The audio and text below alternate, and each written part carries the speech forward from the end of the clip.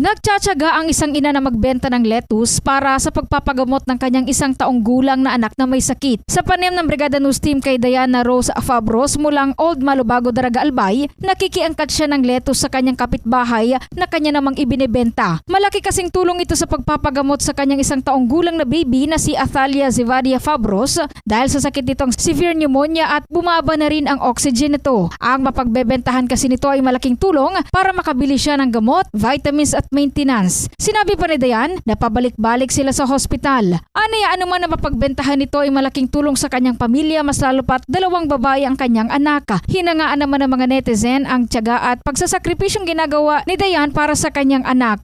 Samantalang hiling naman ito, ang simple umanong pagbili ng kanyang mga lettuce ay makapagdudugtong ng buhay sa kanyang anak.